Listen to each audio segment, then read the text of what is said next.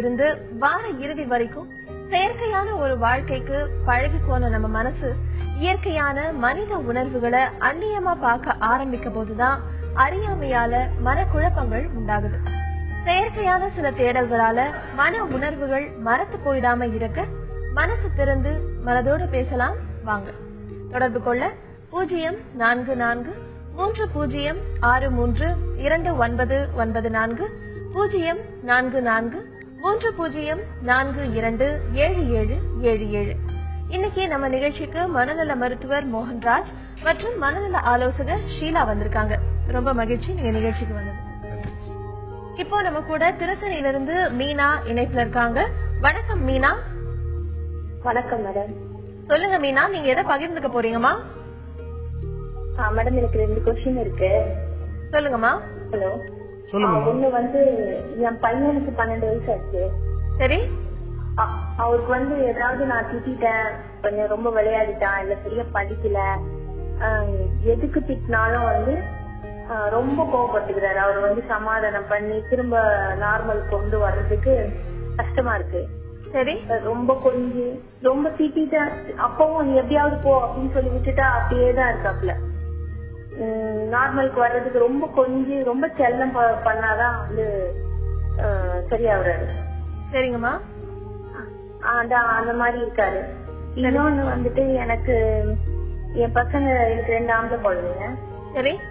அவங்க வெளியே போயிட்டு வராங்க, செய்யறாங்க, சைக்கிள் எடுத்துட்டு போறாங்க, வண்டி எடுத்துட்டு போறாங்கன்னா ஏதாவது ஆக்சிடென்ட் ஆயிடுமோ, பிடிக்குமோ, வேற ஏதாவது அவங்களுக்கு வேற ஏதாவது ஆபத்து வந்துடுமோ, ஏதாவது படிக்கட்டு ஏறினா மாடிப்படி ஹைட்ல எல்லாம் ஏறினா விழுந்துருவாங்க அப்படின்னு ஒரு பயம் இருந்துட்டே இருக்குங்க. சரிங்கம்மா. எப்ப எது காமிச்சாலும் ஒரு பயம் இருந்துட்டே இருக்கு. கொஞ்சம் லேட் பண்ணிட்டாங்க, டியூஷன்ல இருந்து வர லேட் ஆயிடுச்சு, மழை ரொம்ப கொட்டுறப்ப லேட் ஆயிடுச்சு, அதெல்லாம் கூட பயமா இருக்கு. இது 2 தான் மேடம். சரிங்கம்மா. டாக்டர் ஒரே ஒரு கிளாரிபிகேஷன், நீங்க திட்டுனீங்கன்னு சொன்னீங்க இல்லையா, என்னன்னு திட்டுவீங்க? என்ன சொல்லி திட்டுவீங்க? நான் எதுவும் சாதம் மாதிரி திட்டுவாங்க. நீ படிக்கல, நீ இருந்தா எப்படி நீ ஃபெயில் ஆயிடுவா, நீ இருந்தா எப்படி எல்லாம் பாரு, எப்படி பாஸ் பண்ணிருக்காங்க, என்ன மார்க் இப்படி டீச்சர்ஸ் பாரு எப்படி சொல்றாங்க, அவங்க மிஸ் சொல்ற கம்ப்ளைண்ட் இது மாதிரிதான் சொல்லுவாங்க. ஓகே, நான் டீட்டெயிலா கேட்கல. என்னன்னா 2 கனெக்ஷன் இருக்கான்னு தெரியாது, உங்களோட பயத்தினால நீங்க திட்டுறீங்களான்னு தெரியாது. இப்ப திட்டுறது உங்களுக்கு நீங்க எதுக்கு திட்டுறீங்கிறத பொறுத்து இருக்கு, என்னென்ன வார்த்தைகள் உபயோகிக்கிறீங்க அதையும் பொறுத்து இருக்கு மனசு புண்படுறது குழந்தைங்களுக்கு. அதாவது உங்களுக்கு தேவையில்லாத விஷயங்களுக்கு திட்டுனீங்கன்னா அவங்க என்ன நினைப்பாங்கன்னா, சரி நம்மள பிடிக்கல போல் இருக்கு அப்படின்னு நினைக்கலாம்.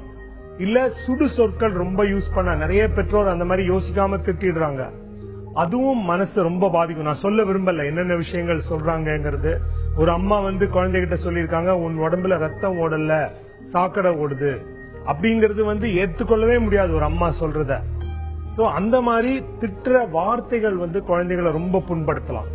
பிளஸ் தேவையில்லாம திட்டினா அவங்க நினைப்பாங்க இது ரொம்ப அன்ஃபேரா இருக்கு, இது நியாயம் இல்லாம இருக்கு, இதுக்கு திட்டுறாங்களேன்னு கூட ரொம்ப அப்செட் ஆகலாம்.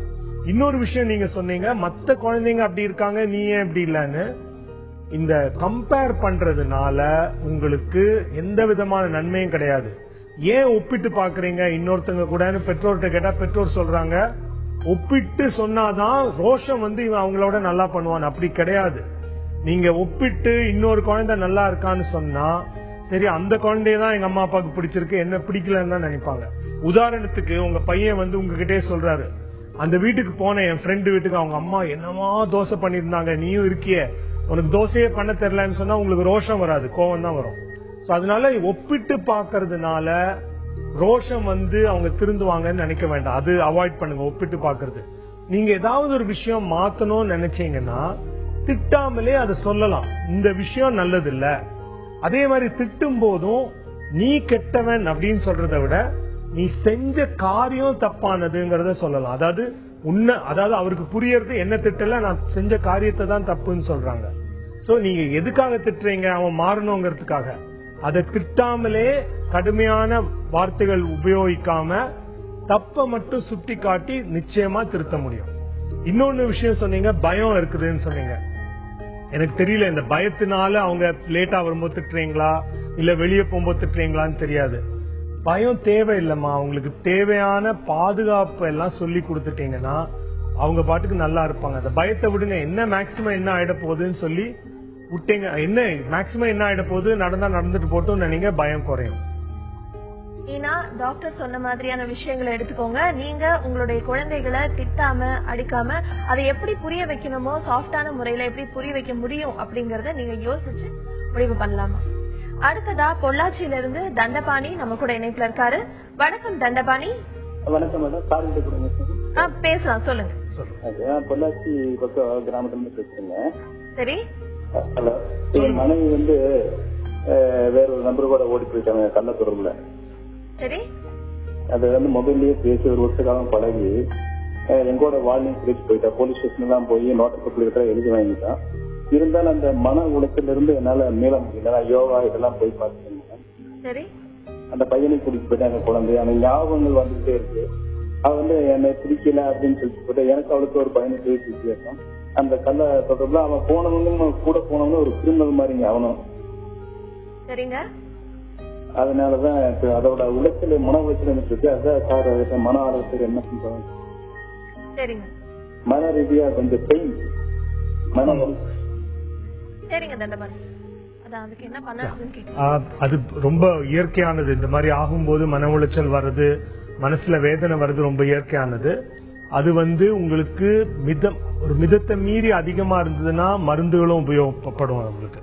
ஏன்னா உங்களுக்கு இந்த மாதிரி விட்டுட்டு போகும்போது பல காரணங்கள் இருக்கலாம். அது என்னென்ன காரணம் உங்களுக்கு தெரியாது. பட் ஃபைனலா விட்டு போகும்போது நமக்கு நிச்சயமா ஒரு இழப்பு இருக்கும். பிளஸ் குழந்தையும் இழந்திருக்கீங்கன்னு சொன்னீங்க. ஒண்ணு அந்த மன உளைச்சல் ரொம்ப அதிகமா இருந்ததுன்னா மருந்து எடுத்துக்கலாம். அது இல்லாம உங்களுக்கு மனநல மருத்துவர் உங்களுக்கு கவுன்சிலிங்கும் கொடுப்பாரு. உங்களுக்கு அதாவது பேசுவார். உங்களுக்கு பேசி இதுல இருந்து எப்படி மீண்டு வரலாங்கிறதும் அவங்களுக்கு கத்துக் கொடுப்பாங்க. மனநல பயிற்சி எல்லாம் இருக்கு இதுல இருந்து கொஞ்சம் கொஞ்சமா வெளியே வரதுக்கு. அது நீங்க ஒரு மனநல மருத்துவர் பாத்தீங்கன்னா நிச்சயமா உதவுவாங்க. அதாவது நீங்க என்ன நினைக்கணும்னா இதுக்கு மேலேயும் வாழ்க்கை இருக்கு அப்படிங்கறது. அதாவது என்னைக்காவது ஒரு நாள் என் பையன் என்ன தேடி வருவான், எனக்கு தெரியும் நான் நல்லபடியா இருந்தான்னு சொல்லி நீங்க உங்க வாழ்க்கைய வந்து இனிமே, அதாவது ஓகே ஒரு புயலுக்கு அப்புறம் என்னென்ன இருக்கோ அதை வச்சு நம்ம வாழ்க்கைய தொடங்குற மாதிரி இது வந்து ஒரு முடிவு கிடையாது. இது ஒரு முற்றுப்புள்ளியே தவிர இதுக்கு மேலேயும் வாழ்க்கை இருக்கு. அதுக்கு நம்ம என்னெல்லாம் பண்ணலாம், நான் தனியா சந்தோஷமா இருக்கிறதுக்கு என்னென்ன பண்ணலாம் அப்படிங்கறத கொஞ்சம் கொஞ்சமா ஆரம்பிங்க. பிளஸ் உங்களுக்கு கோர்ட் மூலமா நிச்சயம் குழந்தைய பாக்குறதுக்குள்ள அனுமதி நிச்சயமா தருவாங்க. சோ நீங்க குழந்தைய வந்து அன்றாடம் பாக்குறது நல்லது. உங்க குழந்தைகளுக்கு பல விஷயம் சொல்லப்பட்டிருக்கலாம் ரெண்டு சைட்லயும். பட் நீங்க நல்லபடியா அன்பை காட்டிக்கிட்டே இருந்தா குழந்தை நிச்சயமா உங்களுக்கு அன்பு காட்டும் ஒரு காலத்துல. அந்த நம்பிக்கையோடு பயணம் செய்யுங்க. தண்டபாணி, டாக்டர் சொன்ன மாதிரி நீங்க அவர் சொன்ன ஆலோசனைகளை எடுத்துக்கோங்க. அது போக உங்களுக்கு இப்ப இருக்கிற மன உளைச்சல் சரியா போகணும், அதுல இருந்து நீங்க வெளியில வரணும்னா ஒரு மனநல மருத்துவரை அணுகுனீங்கன்னா அவங்க இதுக்கு என்ன பண்ணணும்னு உங்களுக்கு சொல்லுவாங்க. அடுத்ததா திருப்பூர்ல இருந்து லட்சுமி நம்ம கூட இணைப்புல இருக்காங்க. வணக்கம் லட்சுமி. ஹலோ, சொல்லுங்க லட்சுமி. மேடம், எனக்கு வந்து 6 வயசுல ஒரு குழந்தை இருக்குங்க மேடம். சரி. அவன் இப்ப ஃபர்ஸ்ட் ஸ்டாண்டர்ட் படிச்சிட்டு இருக்கிறான். சரிங்க. அவன் வந்து படிக்க சொன்னாக்கா படிக்க இன்ட்ரெஸ்ட் இருக்குன்னு உட்கார்ந்து படிக்க மாட்டேங்கிறான். எழுதி சொன்னா ஹேண்ட் ரைட்டிங் திருத்த மாட்டேங்கிறான். சரி.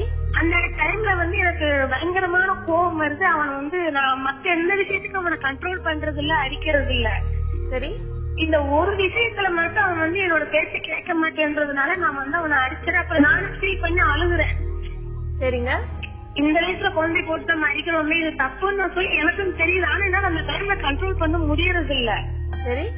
அதுக்கு என்ன பண்ணலாம்னு சொல்லி சொன்னாங்கன்னாக்கா கொஞ்சம் நல்லா இருக்கும் மேடம். சரிங்க லட்சுமி. Okay madam. லட்சுமி அவங்க குழந்தை. லட்சுமி, அவர் வந்து படிப்புல எப்படி இருக்காரு? மார்க் வாங்குறாரா ஓரளவுக்கு?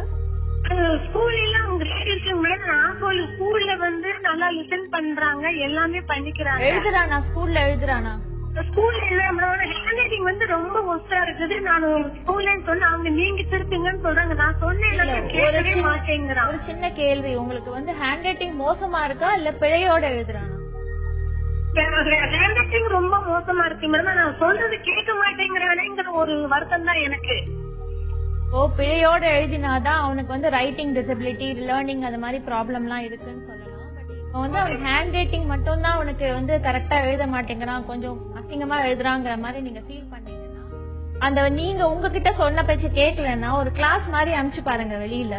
அவன் வந்து ஒழுங்கா எழுதிட்டு வரும்போது அவர் என்கரேஜிங்கா ஏதாவது ஒரு வார்த்தைகள் சொல்லுங்க. அவனுக்கு பக்கத்துல எங்கேயாவது பார்க் போறதுக்கு பிடிக்கும், இல்ல ஃப்ரெண்ட்ஸோட விளையாடுறதுக்கு பிடிக்கும், பர்டிகுலர் ஃப்ரெண்ட்ஸோட அப்படின்னா அதை என்கரேஜ் பண்ணுங்க. அவன் ஒரு லைன் நல்லா எழுதினாலும் அதை என்கரேஜ் பண்ணி மறுபடியும் எழுதி பார்க்க சொல்லுங்க. உங்களுக்கு அவன் வந்து அடங்கலங்கும் போது வேற ஒருத்தருக்கு வந்து சில பசங்க வந்து சொன்ன பேச்சு கேட்டு உட்காந்து எழுதும். அது மாதிரி இனிஷியலா வந்து பிராக்டிஸ் பண்ணுங்க. அதுக்கப்புறம் நீங்க வந்து வீட்ல வந்து பிராக்டிஸ் பண்ணலாமா. ரொம்ப கம்பல் பண்ணாதீங்க வீட்ல அவன் கிட்ட. லக்ஷ்மி, ஷீலா சொன்ன மாதிரி நீங்க வேற யாராவது ஒரு ஆசிரியர் மூலமா உங்களுடைய குழந்தையோட ஹேண்ட் ரைட்டிங்கை இம்ப்ரூவ் பண்றதுக்கு இல்ல படிப்புல சொல்படி கேட்கறதுக்கு நீங்க வேற ஒரு கிளாஸ்க்கு எங்காவது அனுப்பி பாருங்க. அப்போ உங்க குழந்தைகிட்ட ஒரு மாறுதல் தெரியறதுக்கான வாய்ப்பு இருக்கு. அடுத்ததா நாமக்கல்ல இருந்து புவனேஸ்வரி நம்ம கூட இணைப்புல இருக்காங்க. வணக்கம் புவனேஸ்வரி. வணக்கம் மேடம். சொல்லுங்க புவனேஸ்வரி. மேடம், எனக்கு வயசு 32 ஆகுது மேடம். சரி. எனக்கு 7 வயசுல பையன் இருக்கா மேடம். சரிங்க. எனக்கு நிறைய விஷயம் பயமா இருக்கு மேடம். எது வெளியில போயிட்டு வந்தா எந்த மாதிரியான விஷயங்கள்மா? Negative thinking madam. இந்த ட்ரெஸ் போடக்கூடாது, இது போட்டா பயமா இருக்கு, இது போட்டா ஏதாச்சும் இதை போடாத அப்படிங்கிற மாதிரி. பையன் இருக்கா மேடம், பையனுக்கு 7 வயசு ஆகுது. அவங்ககிட்ட நான் ரொம்ப கோவப்படுறேன் மேடம். தேவையில்லாம வேர்ட்ஸ் எல்லாம் நிறைய யூஸ் பண்ணி அவனை திட்டுறது அந்த மாதிரி. எவ்வளவு நாளா இந்த பயம் இருக்கு உங்களுக்கு புவனேஸ்வரி? மேடம், எனக்கு இப்போ கால் அடிபட்டு ஒரு 4 இயர்ஸ் ஆகுது மேடம். போன ரைட் கால் அடிபட்டது, அதுல இருந்து இருக்கு மேடம். அப்புறம் பிட்ஸுக்கு டேப்லெட் சாப்பிட்டுட்டு இருந்தேன். அதெல்லாம் ஒரு மன குழப்பம் மேடம். நான் நல்லா இருப்பேனா அந்த மாதிரி ஃபீலிங்ஸ் வரும்போது அந்த மாதிரி ஆயிட்டு ஒரு 4-5 வருஷமா இதே மாதிரி ஒரு ஃபீலிங்லயே அது எப்படி வீட்லயே இருக்கிறோமா அந்த மாதிரி. சரிங்க. எப்படி சொல்றதுன்னு கூட எனக்கு விளக்கமா தெரியல மேடம். ஆனா பயமா இருக்கு, திட்டுறது, மனக்குழப்பம். அப்புறம் வீட்டுல வந்து ஒரு விஷயம் எனக்கு தெரியாம செஞ்சுட்டாங்க, அது வந்து இன்னமும் அதை எனக்கு துரோகம் பண்ணிட்டாங்க அப்படி ஃபீலிங்லயே இருக்கு. சரிங்க புவனேஸ்வரி. நீங்க சொன்னீங்க சில டிரெஸ் போட்டுட்டு போனா தப்பா நடக்கும் ஏதாவது அப்படிங்கிற எண்ணம் இருக்குதுன்னு சொன்னீங்க. ஹலோ, சில உடைகள் போட்டுட்டு போனா அன்னைக்கு ஏதாவது தப்பா நடக்கும் தோணுது அப்படின்னு சொன்னீங்க. இது குறிப்பிட்ட டிரெஸ் இல்லைங்க சார். எடுக்க போகும்போது இந்த டிரெஸ் போடாத அப்படிங்கிற மாதிரி மனசு சொல்ற மாதிரி இருக்கு. சில நேரம் சில எண்ணங்கள் வேண்டாம்னாலும் திரும்ப திரும்ப வர மாதிரி இருக்கா? ஆமாங்க சார். அது ஒரு விஷயம் நடந்துருச்சுன்னா அதை நான் மனசுல இருந்து எடுக்கணும்னு நினைச்சா கூட அது எனக்கு வந்துகிட்டே இருக்குங்க சார். அது என்ன எண்ணத்தை விட்டு போகவே மாட்டேங்குது. அப்புறம் சில நேரம் கதவு பூட்டியிருக்கான்னு திரும்ப திரும்ப செக் பண்றது. ஆமாங்க சார், அதேதான் சார். ஏன்னா அந்த நீங்க இந்த உடை போட்டுட்டு போனா ஏதோ ஆகும் சொன்னீங்க இல்லையா? உங்களுடைய நீங்க சொன்ன சிறு விஷயங்களை வச்சு பார்க்கும்போது உங்களுக்கு அப்சசிவ் கம்பல்சிவ் டிசார்டர்னு ஒண்ணு இருக்குமா? ஓசிடின்னு சொல்லுவோம். அதுல இன்னும் நிறைய விஷயங்கள் இருக்கு. அதுல என்ன பண்ணுவாங்கன்னா கை கழுவிட்டே இருப்பாங்க. அழுக்கா இருக்குன்னு திரும்ப திரும்ப கழுவுவாங்க. பாத்திரத்தை திரும்ப திரும்ப கழுவுவாங்க. கதவை திரும்ப திரும்ப செக் பண்ணுவாங்க. அப்புறம் எண்ணங்கள் வந்து வேண்டாம்னாலும் எண்ணங்கள் திரும்ப திரும்ப வரும். இப்ப நீங்க சொன்னீங்க இந்த உடை போட்டுட்டு போனா எதாவது நடக்குங்கிறது. நமக்கு தெரியும் அப்படி நடக்காது, இந்த உடை போடுறதுனால எதுவும் நடக்காதுன்னு தெரிஞ்சா கூட அந்த எண்ணம் திரும்ப திரும்ப வரும். இது வர்றது வந்து மூளையில ஏற்பட்ட ஒரு மாறுதலால. அதுக்கு மருந்துகள்லாம் இருக்குது. நீங்க ஒரு மருத்துவர் பாத்தீங்கன்னா அது கொடுப்பாங்க.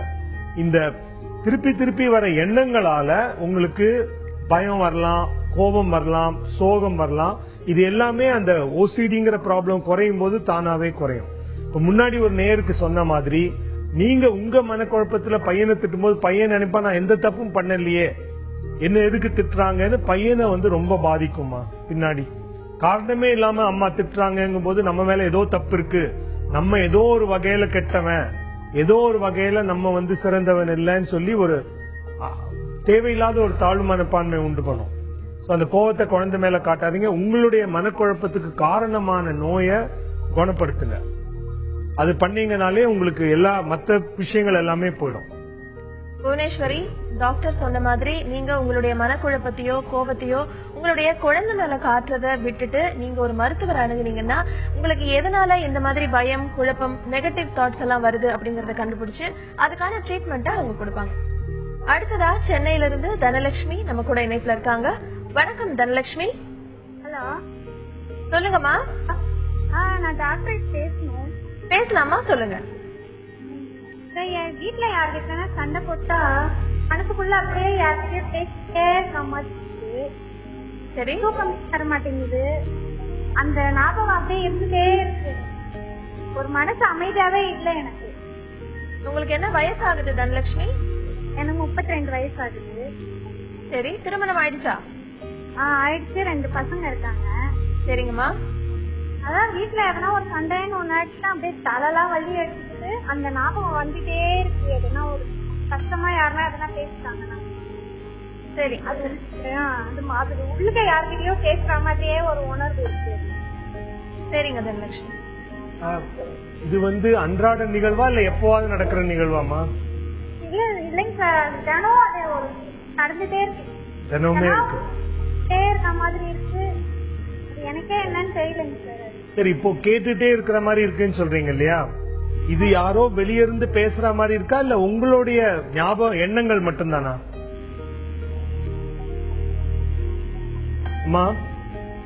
தனலட்சுமிமா, இப்போ பேசுற மாதிரி இருக்குங்கிறது உங்களுக்கு கேக்குதா இல்ல நீங்க அந்த சண்டை போட்ட விஷயத்த மனசுல ஆசை போடுறீங்களா? அந்த மனசுக்குள்ளே நினைச்சிட்டு தான் இருக்கேன். நினைச்சிட்டு இருக்கீங்க, மத்தபடி கேக்குற மாதிரி இல்ல. கேக்குற மாதிரி ஆனா கேட்க உணர்வுல இல்லம்மா. நான் ஏன் கேக்குறேன்னா, வெளியிருந்து யாரோ பேசுற மாதிரி இருந்தா அது இன்னொரு அறிகுறி, இன்னொரு நோய் அது. பட் நீங்க சண்டை போட்ட விஷயத்த நீங்களே மனசுக்குள்ள அலை போட்டு அதை திரும்ப திரும்ப பிளே பண்ணிட்டு இருந்தா அது வேற விஷயம். அது பயப்படுறதுக்கு எதுவும் இல்ல. அதாவது குரல் வெளியிருந்து கேட்கல, என் மனசுக்குள்ளேயே நான் அதை போட்டு அசை போட்டு அதை திரும்ப திரும்ப ஓட விட்டு கேட்டுட்டு இருக்கேன்னா அது வெறும் உங்களோட எண்ணம் தான். அது மனசை மாத்திக்கிறதுக்கு நீங்க என்ன பண்ணலாம்னா, வேற எதையாவது சிந்திக்க ஆரம்பிக்கலாம், ஒரு புஸ்தகம் படிக்கலாம், புக்கு ஏதாவது வாசனை ஏதாவது கேட்கலாம், இல்ல எதனால சண்டை வந்ததுங்கிறத ஆராய்ஞ்சு சண்டை வராம இருக்கிறதுக்கு முயற்சி பண்ணலாம். இப்போ வெளியிருந்து கேக்குதுன்னா அது சுத்தமா வேற நோய், அதுக்கு அணுகுமுறையே வேற. இது வந்து நீங்க மனசை ஒருமைப்படுத்த பாருங்க. ஏதாவது ஒரு விஷயத்துல செலுத்தினீங்கன்னா அந்த விஷயங்களோட தாக்கம் குறைஞ்சிடும். அதாவது தீர்க்க முடியற மாதிரி பிரச்சனைகளா இருந்தா பேசி தீர்த்திடலாம். இல்ல தீர்க்க முடியாத பிரச்சனை என்னன்னு நான் கேட்கல, எந்த விஷயமா சண்டை போடுறீங்கிறது. அதே மாதிரி தலைவலி சண்டைக்கு அப்புறம் வர்றதும் இயற்கையானது. ஏன்னா தலைக்கு வெளியே இருக்கிற தசைகள்லாம் அப்படியே டைட் ஆகும் கோபம் வரும்போது. அதனால கோபமோ இல்ல சோகமோ வந்தா கூட அந்த தசைகள் எல்லாம் இருக்கும் போது நமக்கு வலி வரும். சோ நீங்க இப்ப முக்கியமா பண்ண வேண்டியது எதனால சண்டை வருதுங்கறத ஆராய்ஞ்சு அதை சரி பண்ண பார்த்தாலே உங்களுக்கு இந்த பிரச்சனைகள் இருக்காது. தனலட்சுமி, டாக்டர் சொன்ன மாதிரி உங்களுக்கு எதனால கோபம் வருது, எதனால சண்டை வருது அப்படிங்கறத யோசிச்சு அதை தவிர்க்கிறதுக்கான வழிமுறைகளை நீங்க பண்ணலாம். இல்ல உங்களுக்கு உள்ள குரல் கேக்குதா இல்ல வெளியில இருந்து யாரோ பேசுற மாதிரி கேக்குதா அப்படின்னு டாக்டர் சொன்ன மாதிரி யோசிச்சு அதுக்கும் நீங்க ஒரு மருத்துவரை அணுகலாம். அடுத்ததா கும்பகோணம்ல இருந்து பரமேஸ்வரி நம்ம கூட இணைப்புல இருக்காங்க. வணக்கம் பரமேஸ்வரி. வணக்கம் மேம். சொல்லுங்க பரமேஸ்வரி. நான் சார்ட்ட பேசணும், எனக்காக தான் பேசணும். சொல்லுங்கம்மா. ஹலோ, சார்ட்ட பேசுறேங்க, எனக்காக தான் பேசணும். பேசுங்க சார். வணக்கம் சார். வணக்கம்மா. சார் எனக்கு இப்ப கிட்டத்தட்ட 1 வருஷமா நைட்ல சரியான முறையில தூக்கம் வர மாட்டேங்குது. சரி. தூங்கிட்டு இருக்கும்போது பாத்தீங்கன்னா யாரோ எழுப்பிட்ட மாதிரி திடுக்குன்னு எந்திரிச்சிடுறேன். எந்திரிக்கும் போது பாத்தீங்கன்னா கைகள் எல்லாம் நடுக்குது, அப்படியே ஒரு படமரப்பு கொடுக்குது. என்னன்னே புரியல, இடம் புரியாத ஒரு தவிப்பு. என்ன பண்றதுன்னே தெரியலைங்க சார். அப்படியே பாத்தீங்கன்னா ரொம்ப வேர்த்து போயிடுற ஒரு மாதிரி உடம்பே சோர்ந்து போன மாதிரி இருக்கு. இதே மாதிரி இப்ப பகல்லையே இருக்கு. ஓகே, பகல்லே ஆகுது இல்லையா? ஆமாங்க சார். எவ்வளவு நாளாமா? ஆழ்ந்த தூக்கமே வர மாட்டேங்குது சார். 1 வருஷமா இருக்கு இது மாதிரி. 1 வருஷமா? ஆமாங்க சார். ஆமா அம்மா, இது ஒரு பயம் சார்ந்த ஒரு நோய்மா. ஆனா அதுக்கு சில வேற காரணங்களும் இருக்கலாம், உடல் ரீதியான காரணங்களும் இருக்கலாம். அதையும் நம்ம டெஸ்ட் பண்ணி பார்க்கணும். அதாவது நார்மலா இந்த மாதிரி விட்டு விட்டு பயம் வருத நாங்க ஆங்ஸைட்டி சொல்லுவோம்.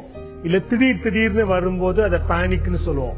திடீர்னு பயம் அதிகமா வரும், படபடப்பு இருக்கும், இதயம் வேகமா அடிக்கும், மூச்சு வாங்கும். தூக்கத்துல இந்த மாதிரி திடீர்னு எழுந்துக்கிறது, கனவோடவோ கனவு இல்லாமலோ. இப்ப முக்கியமா நீங்க பண்ண வேண்டியது தைராய்டு செக் பண்ணி பாத்துருங்கம்மா. நீங்க ஒரு பொது மருத்துவரை பார்த்து முதல்ல சொன்னீங்கன்னா, இதுக்கு பொது மருத்துவரோ மனநல மருத்துவரோ 2 பேரையும் பார்க்கலாம். தைராய்டு பார்ப்பாங்க. தைராய்டு ஜாஸ்தி ஆறதுனால இந்த மாதிரி வரலாம். சிலவங்களுக்கு பாக்குறதுக்கு அப்படியே ஒரு பயம் சார்ந்த நோய் மாதிரியே இருக்கும், ஆனா தைராய்டுனால வரலாம். ஏன்னா பயம் சார்ந்த நோயில இந்த மாதிரி நைட்ல எழுந்துக்கிறது கொஞ்சம் கம்மி தான். இன்னொன்னு வந்து உங்களுக்கு ரத்த சோகை இருக்கான்னு பாத்துருங்க. அனீமியா இருந்தாலும் சில நேரம் பயங்கர படபடப்பெல்லாம் இருக்கும். சோ உடல் சார்ந்த காரணங்களையும் இருக்கான்னு பாத்துக்கணும். இந்த மனம் சம்பந்தப்பட்ட இந்த பயம் பதட்டம் வந்து அதுக்கான சிகிச்சை முறைகள் இருக்குமா, மருந்துகளும் இருக்கு, ரிலாக்ஸேஷனுக்குள்ளான எக்ஸசைஸும் இருக்கு. சோ நம்ம இது ரெண்டுமே பண்ணணும். உடல் சார்ந்த காரணங்களையும் இருக்கா இல்லையாங்கிறத பார்த்து இருந்தா அதுக்கு உண்டான வைத்தியம், அது இல்ல எதுவுமே இல்ல இது வெறும் பயம் பதட்டம் தான்னா அதுக்கு உண்டான மருந்தும் பயிற்சி முறைகளும் இருக்கு. பரமேஸ்வரி, டாக்டர் சொன்ன மாதிரி நீங்க ஒரு மருத்துவர் அணுகி என்ன காரணத்தினால உங்களுக்கு இந்த மாதிரி பயம் பதட்டம் இருக்கு அப்படிங்கறத நீங்க தெரிஞ்சுக்கலாம். அடுத்ததா ஈரோட்ல இருந்து நான்சி நம்ம கூட இணைப்புல இருக்காங்க. வணக்கம் நான்சி. வணக்கம் மேம். சொல்லுங்க நான்சி.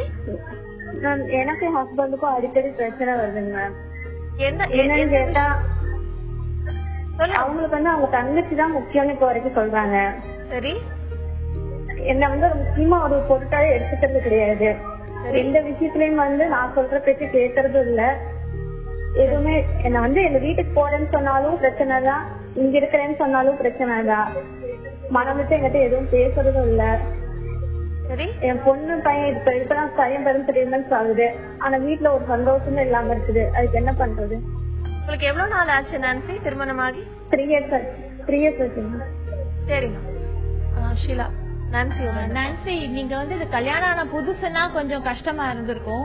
பட் இப்ப 3 years ஆச்சுன்னா அவரோட உங்களோட அந்த நடவடிக்கையெல்லாம் உங்களுக்கு கொஞ்சம் தெரிஞ்சிருக்கும். அவர் வந்து எந்த விஷயத்துல வந்து உங்களை அவாய்ட் பண்றாரு. இப்ப தங்க சொல்ற பேச்ச கேக்குறாரு அப்படின்னா நிறைய விஷயத்துல உங்களை அப்ரிஷியேட்டும் பண்ணிருக்கலாம். அவரை வந்து நீங்க வந்து நல்லா புரிஞ்சுட்டீங்கன்னா அவர் எப்படி உங்க வசம் வந்து இழுக்கிறதுங்கிறது உங்களுக்கு நல்லாவே தெரியும். பசங்க கிட்ட அன்பா இருக்காருன்னா பசங்க வந்து அவரோட ரெஸ்பான்சிபிலிட்டி கொஞ்சம் அந்த திசை திருப்புங்க.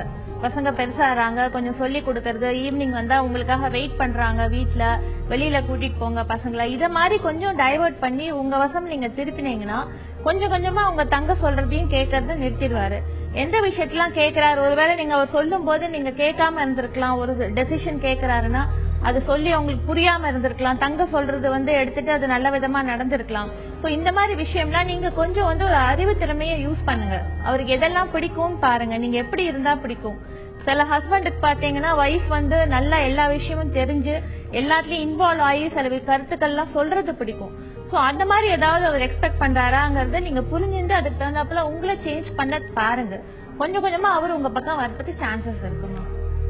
நான்சி, உங்களுடைய கணவர் அவருடைய தங்கையோட பேச்சை எந்தெந்த விஷயத்துல கேக்குறாரு அப்படிங்கறத பாருங்க.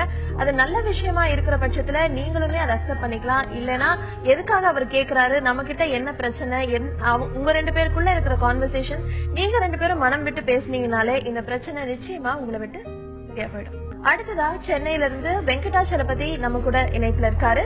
வணக்கம் வெங்கடாச்சலபதி. வணக்கம். சொல்லுங்க வெங்கடாச்சலபதி. மேடம், டாக்டர் கிட்ட இந்த ஒரு கேள்வி கேட்கணும் எனக்கு. ஹலோ. சொல்லுங்க சார். சார், எனக்கு வந்து கேஸ்ட்ரைட்டிஸ் ப்ராப்ளம் இருக்கு சார். ஹலோ. ஆமா சொல்லுங்க சார். கேஸ்ட்ரைட்டிஸ் ப்ராப்ளம் இந்த வயிறு உபசமும் செஸ்ட் டைட்னஸும் வருது அடிக்கடி. சரி. நான் எல்லா டெஸ்டும் வந்து கவுன் த்ரூ எல்லாமே பார்த்துட்டேன். எவரிபடி வந்து only for because of mind தான், மைண்ட் அண்ட் ஃபுட் ஹேபிட் தான் மாத்தணுன்றாங்க. இந்த டிஸ்டர்பன்ஸ் வரதுனால வந்து அந்த டிஸ்டர்பன்ஸ் வரதுனால I am getting the negative thoughts வருது. இப்போ கேஸ்ட்ரைட்டிஸ் அதிகமாகும்போது பெயின் வருது. பெயின் அதாவது எனக்கு என்ன கார்டியாடிக் பெயினா இருக்கும் அப்படின்னு. அப்போ கார்டியாலஜி பார்த்தாலும் அவங்க ஒன்றும் இல்லை, எல்லா டெஸ்டும் பண்ணி பார்த்தாச்சு, எதுவும் இல்லை, நீங்க மைண்ட் செட் தான் மாத்தணும். நெகட்டிவ் தாட்ஸ் வந்து எவ்வளவு பேரும் நான் பாசிட்டிவ் தாட்ஸ் இருந்தேன், இப்போ நெகட்டிவ் தாட்ஸ் எக்கச்சக்கமா வருது. அதை எப்படி ஓவர் கம் பண்றேன் சார்? இது வந்து இப்போ நீங்க சொன்னீங்க இல்லையா, டாக்டருங்க எல்லாம் சொன்னது கரெக்டா சொல்லியிருக்காங்க. அதாவது மனசளவுல ப்ராப்ளம் இருந்தால், மனசளவுல பயம் ரொம்ப இருந்தா கூட வயிறை நிறைய பாதிக்கும். ஏன்னா உங்களுக்கு வந்து இப்ப குடல் பாத்தீங்கன்னா வாயில ஆரம்பிச்சு உங்களுக்கு 28 அடி இருக்கு. இது வந்து உங்களுக்கு நரம்புகள் நிறைய இருக்குது அந்த இதுல. சோ மனசளவுல பாதிப்பு இருக்கும் போது அது எல்லாம் குடலையும் பாதிக்கும். சோ உங்களுக்கு கேஸ் வர்றதாகட்டும், அந்த ஆசிட் அதிகமாகதாகட்டும், சீக்கிரமா குடல் மூவ் ஆறதாகட்டும், எல்லாமே வந்து மனதளவுல பதட்டம் இருந்தால் உடலையும் பாதிக்கும்.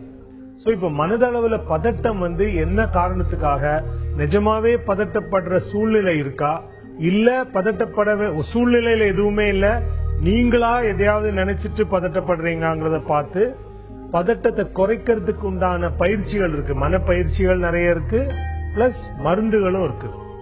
அதாவது உங்களுடைய இது வந்து நாங்க லைஃப் ஸ்டைல் மாடிஃபிகேஷன் சொல்லுவோம். அதாவது வாழ்க்கை வாழ்ற முறை, அதாவது உடற்பயிற்சி ரெகுலரா பண்றது, பிளஸ் நீங்க ஒரு பிரச்சனையும் நீங்க எப்படி அணுகுறீங்க. பிரச்சனையை நம்ம சவாலா அணுகணும்னா சரி இது ஒரு சவால், இதை எப்படி சமாளிக்கிறதுன்னு பார்க்கலாம். ஐயோ இது ஒரு பெரிய பூதாகரமான விஷயம்னா நமக்கு அது ரொம்ப பெருசா தெரியும், நம்ம உடம்பும் அதுக்கு எதிர்த்த மாதிரி அட்ரினலின் ரொம்ப வரும், இந்த மாதிரி உடல் பாதைகள் வரும். சோ உங்களுக்கு என்னென்ன விஷயங்கள் மனசை பாதிக்குதுங்கறத தெரிஞ்சுட்டு அதுக்கு ஏத்த மாதிரி நம்ம பயிற்சிகள் இருக்கு, பிளஸ் மருந்துகளும் இருக்கு அந்த பயம் எல்லாம் குறையறதுக்கு. வெங்கடாச்சலபதி, உங்களுடைய மன பதட்டத்தை குறைக்கிறதுக்கான பயிற்சிகள் என்னென்ன அப்படின்னு தெரிஞ்சு அதை நீங்க செஞ்சு முயற்சி பண்ணலாம். அது போக உங்களுக்கு பிடித்தமான விஷயங்களையும் உங்களை ஈடுபடுத்திக்கலாம். அடுத்ததா திருச்சியில இருந்து லலிதா நம்ம கூட இணைப்புல இருக்காங்க. வணக்கம் லலிதா. ஹலோ டாக்டர் பேசுனாங்க. பேசலாம் லலிதா, சொல்லுங்க. Hello sir. சொல்லுங்க லலிதா. சார் எனக்கு வந்து ஒரு பையன் ஒரு பொண்ணு சார். சரி. என்னோட பையனுக்கு வந்து 19 வயசு ஆகுது. அவன் வந்து யாருகிட்ட பேசவே மாட்டேன்றாங்க, சரியாவே மனசுக்கு பேசவே மாட்டேன்றான்.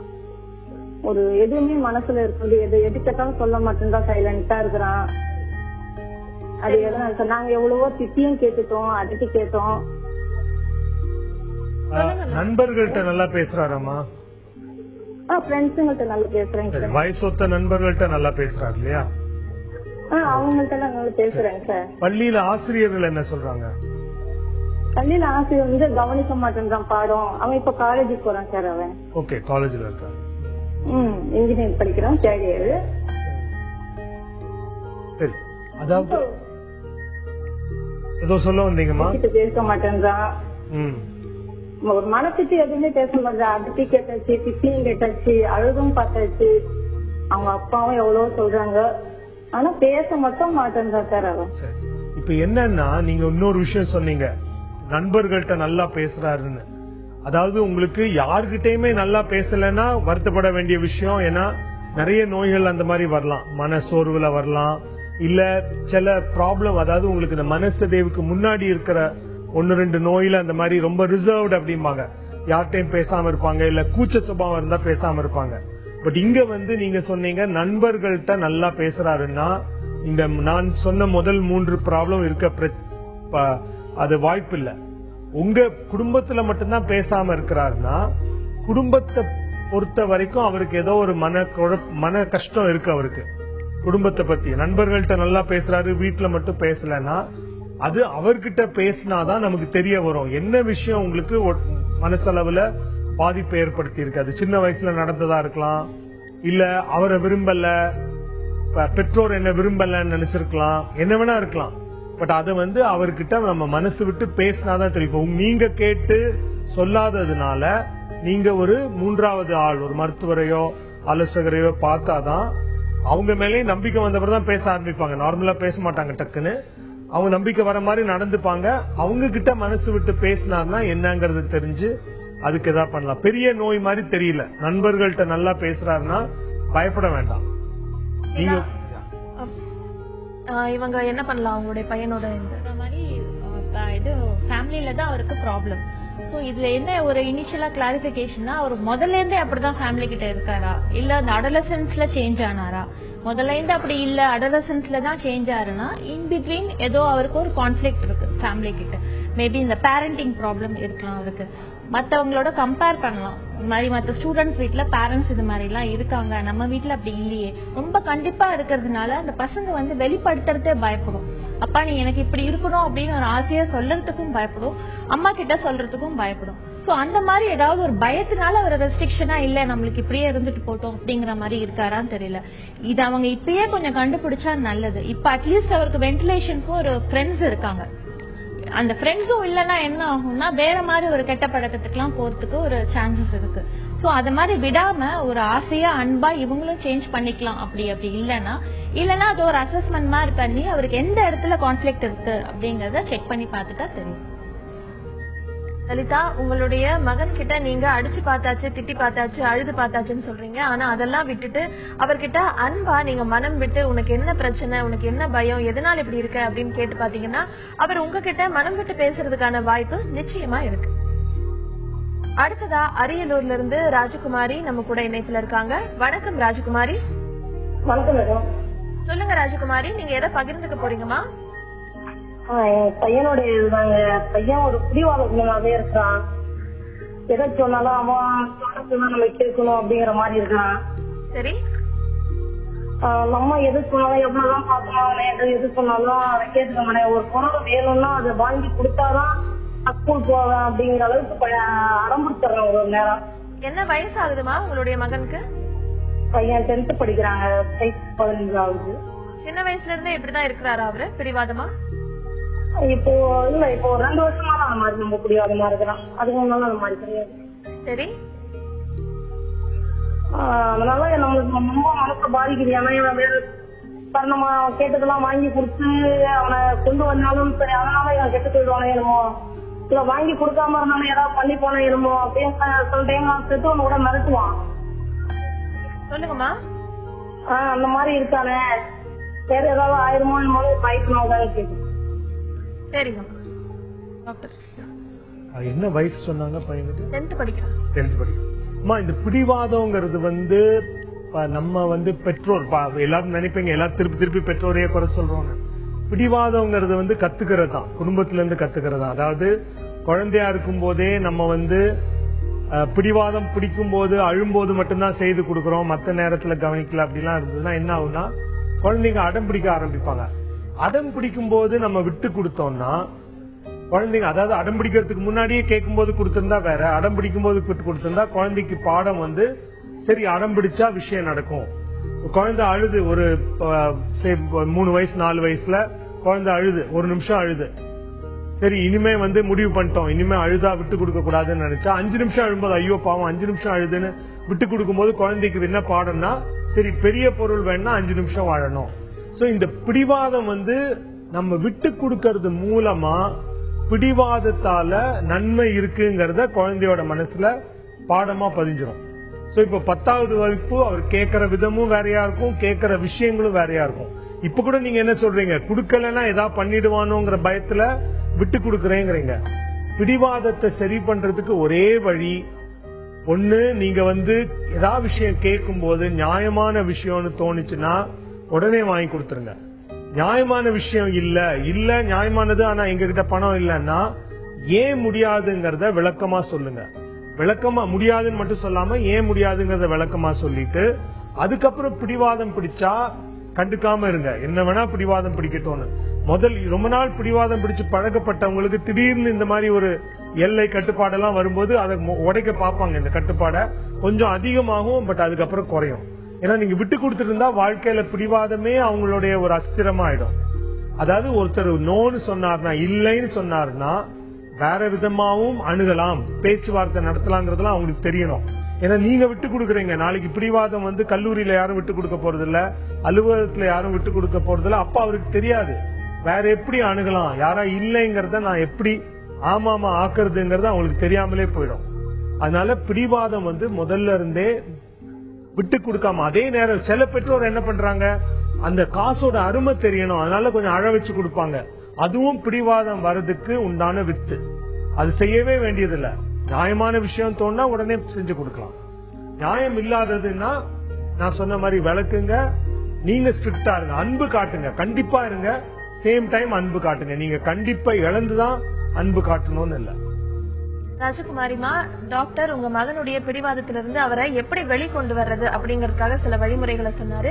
அதை நீங்க உங்க மகன் கிட்ட முயற்சி பண்ணி பாருங்க. அடுத்ததா காரைக்குடியில இருந்து தனலட்சுமி நம்ம கூட இணைப்புல இருக்காங்க. வணக்கம் தனலட்சுமி. வணக்கம் மேடம். சொல்லுங்க தனலட்சுமி. மேடம், எனக்கு கல்யாணம் ஆகி 5 வருஷம் ஆகுது. சரி. சோ அது வீட்டுல கொஞ்சம் இது ப்ராப்ளமாவே 5 வருஷமாவே ப்ராப்ளமாவே இருக்குது. என்ன ப்ராப்ளம்? இதுல குடும்ப ப்ராப்ளம் தான் மேடம். நான் சொந்தத்துலதான் கல்யாணம் பண்ணிருக்கேன், தாய் மாமா தான் கல்யாணம் பண்ணிருக்கேன். சரி. சோ அது எங்க பெரிய மாமாவோட ஒய்ஃப் எனக்கு ஒரு 4 வருஷமாவே பிரச்சனை பண்ணிக்கிட்டே தான் இருந்தாங்க. சரி. அது எங்க வீட்டுக்காரரும் ஒன்னும் சரியா கேக்குறதும் கிடையாது, எனக்கு சாதகமா பேசுறதே இல்ல, அவங்களுக்கு அன்னைக்கு சாதகமாவே தான் பேசுறாப்ல. அதுவும் எனக்கு சின்ன பிள்ளைல இருந்து போட்டதுல இருந்து எனக்கு பிக்ஸ் வந்துகிட்டே இருக்குது. அது இந்த பிரச்சனைனால இப்ப இந்த ஒரு 2-3 வாரத்துக்கு முன்னாடி கூட பிக்ஸ் வந்துருச்சு. அதுலயும் எங்க மாமா வேற குடிக்கிறாப்புல, சொல்றதும் கேட்கவே மாட்டாங்க, குடிய நிப்பாட்டவே மாட்டாங்க. ட்ரீட்மெண்ட் எடுக்கிறாங்க, எடுத்தும் குடிய நிப்பாட்ட மாட்டாப்புல. அல்சர் ப்ராப்ளம், இப்ப சுகரும் ஸ்டார்டிங்ல இருக்குது, எதுவும் சொல்றது எதுவும் கேட்கவே மாட்டாங்க. என்ன பண்றதுன்னே தெரியல. பெரிய சின்ன பிள்ளைங்க 2 குழந்தைங்க இருக்குதுங்க, வச்சிருந்து சமாளிக்கவே முடியல, வளர்க்கவே முடியல. 2 வயசுல ஒரு பிள்ளை, 3 வயசுல ஒரு பிள்ளைன்னு இருக்குது, ஒன்னும் இது பண்ணவே முடியல. அதான் என்னன்னு சொல்லுவாங்க. சரிங்க தனலட்சுமி.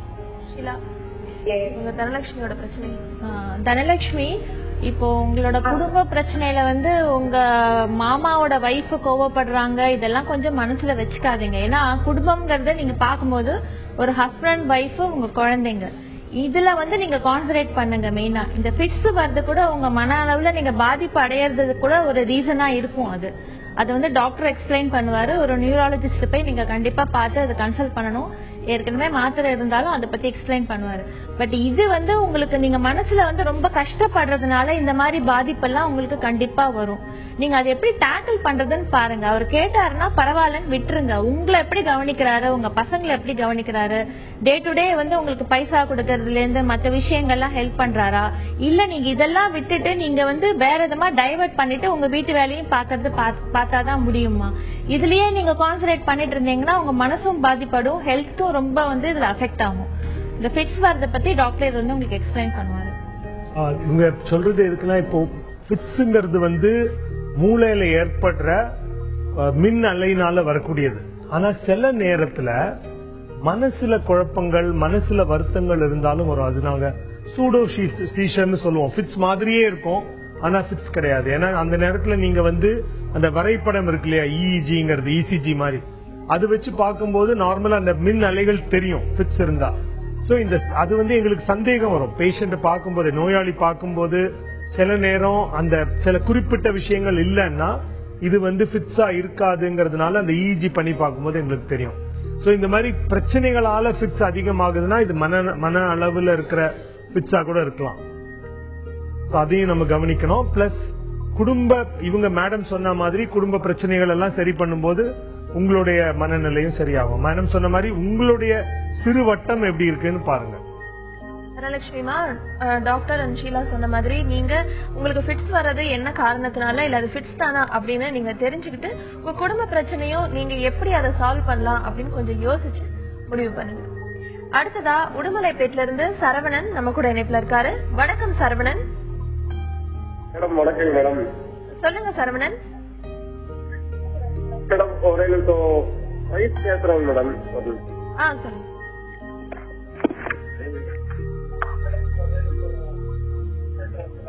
ஹலோ சொல்லுங்கம்மா. ஹலோ ஹலோ சொல்லுங்கம்மா. வணக்கம். வணக்கம்மா, சொல்லுங்க. மேரேஜ் ஆகி 3 வருஷம் ஆச்சு. சரி. என்னன்னா உங்களோட சண்டை வந்துகிட்டே இருக்குது. சரிங்க, சொல்லுங்கம்மா. எதாலும் கோவப்பட்டு ஏதாவது அவர் ஒண்ணு சொல்ல, நான் ஒண்ணு சொல்ல. நாங்க வந்து மேரேஜுக்கு முன்னாடி அவங்க சொல்லிதான் மேரேஜே முடிஞ்சது. நாங்க வசதி இல்லாதவங்க. எதா இருந்தாலும் பையன் இல்ல, நாங்க 2 பொண்ணுங்க. சரி. 2 பொண்ணு. அதுல வந்து நீங்க தான் பாத்துக்கணும், பையனாட்டம் பாத்துக்கணும். நாங்க இப்ப ஏதாவது ஒரு சண்டை வந்தாங்க கூட அவர் என்னன்றது, நீங்க எல்லாம் அப்படி போட்டு வந்தீங்களா, எப்படி போட்டு வந்தாங்களா அப்படின்னு சொல்லி கேட்பாங்க. நம்ம கேட்கும் போது வந்து ரொம்ப கோவம் தான் அதிகமாகுது. சரி. அப்புறம் அந்த நேரம் என்ன வந்து ரொம்ப ஒரு மெண்டல் டாஸ்க் மாதிரி ஆகி தலைவலி மாதிரி வந்துடும் எனக்கு. சரிங்கம்மா. எனக்கு வயசு 28 ஆகுதுங்க. சரி. எங்க ஹஸ்பண்டுக்கு வந்து 38 வயசு ஆகுது. சரி. ஒரு பொண்ணு ஒரு ஆளு. சரி. 2 குழந்தைங்க. அவங்க 2 பேர்த்தையும் மேனேஜ் பண்ண அதே ரொம்ப ஓவரா டென்ஷன் ஆகுது. எங்கேயாவது கூட்டிட்டு போங்க, வெளியில கொஞ்சம் ரிலாக்ஸா இருக்கும் அப்படின்னா அவங்களுக்கு வந்து ஒர்க் டைம் கிடைக்காதுங்க. அது இருக்கையில எங்கேயுமே கூட்டு போக மாட்டாங்களே அப்படிங்கிற அது ஒரு இதா இருக்குதுங்க. என்னங்க தெரியல. அப்படி அவர் யார் எந்த ஒரு கேர்ள் கூட பொண்ணு கூட பேசினாலும் அது வந்து எனக்கு வந்து ரொம்ப வந்து நம்ம ரொம்ப அவாய்ட் பண்றாரோ, அவங்களுக்கு ரொம்ப அக்கறை கொடுக்குறாரு. அவங்க இப்ப வந்துட்டாங்கன்னா அவங்கள வந்து உயர்த்தி பேசுற மாதிரி பேசும்போது நம்மள ரொம்ப இன்சல்ட் படுத்துறாரோ இப்படிங்கிற மாதிரி ரொம்ப ஓவரா வந்து என்னால ஜீரணிக்கவே முடியலைங்க மேடம். சரி சரிங்கம்மா. டாக்டர் இவங்க ப்ராப்ளம் கேட்டாங்க. 2-3 விஷயங்கள் சொன்னீங்கம்மா. ஒண்ணு வந்து வேற பொண்ணுங்க கிட்ட பேசும்போது என்ன கவனிக்கலையோங்கிற மாதிரி சொன்னீங்க. இன்னொன்னு நிறைய சண்டைகள் வருதுன்னு சொல்றீங்க. சண்டைகள் திருமணத்துல வருதுங்கிறது இயற்கையானது. அது இப்ப நிறைய பார்த்துட்டு தான் இருக்கிறோம். சோ சண்டைகள் வருது பிரச்சனை கிடையாது. அந்த சண்டைகள் அதாவது சண்டை முடிஞ்சு போகுதாங்கிறது தான் இது. இப்போ சண்டையே இல்லன்னு ஒருத்தவங்க சொன்னாங்கன்னா அது அப்நார்மல் கல்யாணம். ஏன்னா ப்ராப்ளி அவங்க பேசிக்கிறதே இல்லையா இருக்கும். சோ சண்டை போடுறது தப்பு இல்ல. அவங்களுடைய நியாயங்களை சொல்லி அவங்களோட எண்ணத்தை சொல்லி சண்டை போடுறது ஆரோக்கியமானது. ஆனா அந்த சண்டை அதோடைய எல்லைக்கு வருதா, அதை பேசி சண்டை முடிஞ்சு அதை பத்தி பேசி சமாதானம் ஆறீங்களா, அது முக்கியம். சோ நீங்க அதை பாருங்க. சண்டையெல்லாம் சண்டையாவே முடிஞ்சு போயிடுதா, அப்புறம் கொஞ்ச நாள் 2 நாள் கழிஞ்சு நார்மல் ஆறீங்களா, இல்ல சண்டை முடிஞ்சு பேசி அதுக்கு உண்டான தீர்வு இருக்கா பாருங்க. இன்னொரு விஷயம் நீங்க என்ன பண்ணலாம்னா, உங்களுக்கு நிறைய குறைகள் அவர் மேல இருந்ததுன்னா அவர்கிட்ட என்னைக்காவது நேரம் இருக்கும்போது நீங்க உடனே குறைகளை சொல்லாம நீங்க அவர்கிட்ட கேட்கலாம். நமக்குலாம் அடிக்கடி சண்டை வருதுங்க, நம்ம அதுக்கு என்ன பண்ணலாம்னா என் மேல உங்களுக்கு நான் எப்படி எல்லாம் மாறணும் நீங்க நினைக்கிறீங்கன்னு கேளுங்க.